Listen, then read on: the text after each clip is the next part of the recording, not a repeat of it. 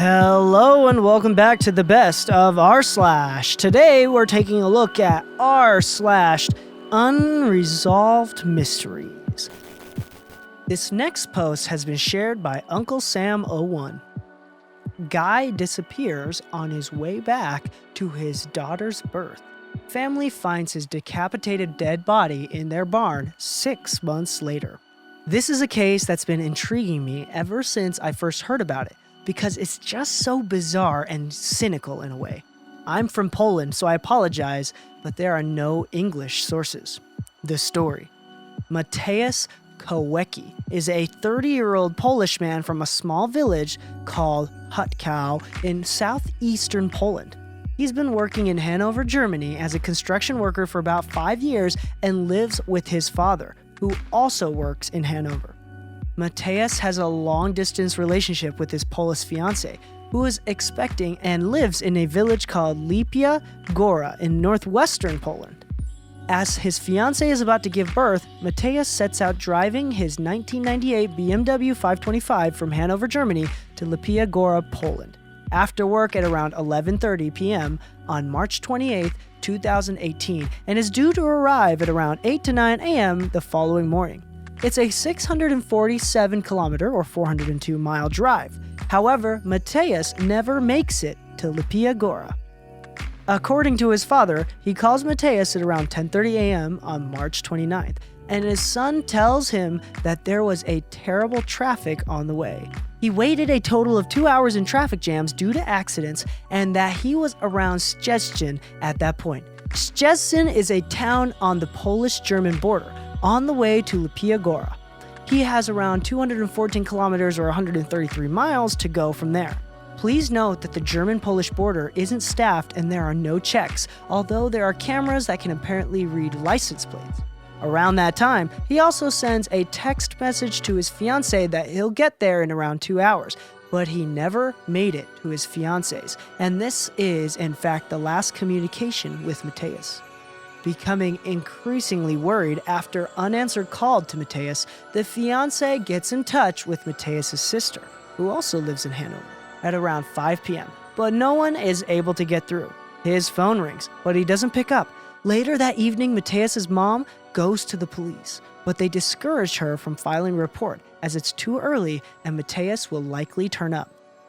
Anyway, the family reports Mateusz as missing in both Germany and Poland, but the German police refuses to investigate. So long, Polish police is on the case.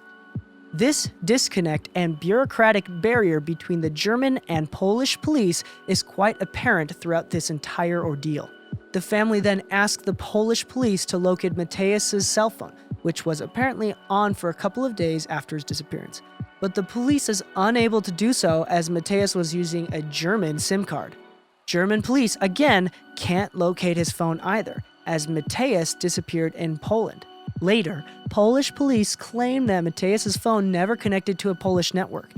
It is unclear where Mateusz received the call from his father. Frustrated with the police, Mateusz's family begin their own investigation and thoroughly check the entire route, going into side streets, checking with gas station staff, asking for video surveillance, going around markets in towns near the border with Mateusz's picture and posting pictures with his image. Unfortunately, no clues appear for the next 6 months, and it seems that Mateusz, along with his car, just disappeared into thin air. The family is featured on TV multiple times and complains that the police are not doing enough and not taking the matter seriously.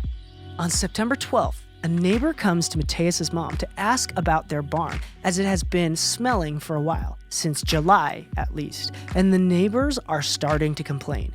They think it's probably a dead animal, but can't quite locate it.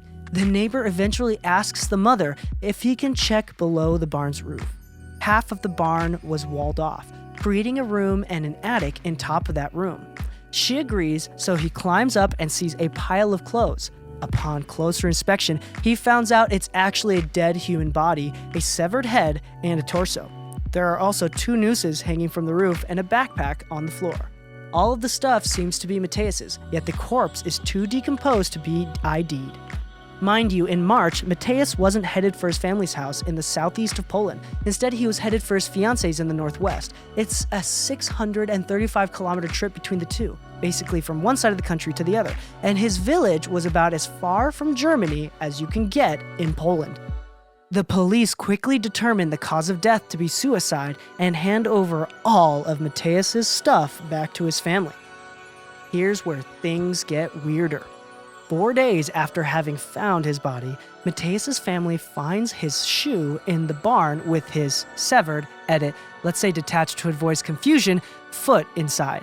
This points to the police not having done a very good job at collecting evidence, and also brings up the question of why this didn't come up during the autopsy. Furthermore, some, or all, not sure about this, of Mateusz's teeth are knocked out and stuck to his clothes with what seems to be blood. While a head can get severed after a body was hung for some time on a noose, it is rather difficult for teeth to get knocked out post-mortem. There also seems to be bloody patches on his clothes, although these are difficult to distinguish considering the clothes are fairly dirty. Inside his backpack, there is a Polish water bottle with the cigarette butts inside and an orange juice box. Mateusz's family all claim that he never drank orange juice. It's implied he dislikes it. All of this potential evidence is released without any analysis by the police. The biggest mystery of all is his car. To this day, it hasn't been found or seen. Not in Poland, not in Germany, not anywhere. The keys and vehicle registration were never found either, despite his wallet having been in his backpack. Furthermore, his phone was among the things found, and there was one more call to his uncle on March 30th. This seems like an accidental dial, as it only lasted for less than a second and never got through. The uncle never received anything. Moreover, the attic, where his body apparently hung, is more or less in full view from the ground inside the barn, and the family say that they use the barn throughout the summer, so they say it's very unlikely they wouldn't notice a hanging body. I think it's also strange that given how tiny Mateusz's village was, no one noticed Mateusz or anyone else wandering around and trying to gain access to the barn.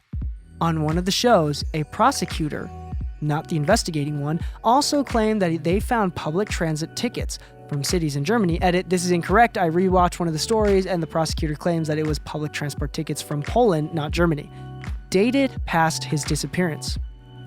The police and public prosecutor maintained that the death was a suicide and refused to investigate further, despite appeals and efforts by the family. I'm personally quite baffled as to what could have gone down here. Suicide seems unlikely as the guy had a fiancé and a kid on the way, although it's never quite certain what goes on in someone's head. On the other hand, if someone did indeed kill Mateusz, whether on purpose or accidentally, and then staged his suicide, how did they manage to sneak into a village that is so tiny any stranger immediately stands out? The public transit tickets also seem strange. One more thing that fascinates me is how the missing white woman syndrome works here.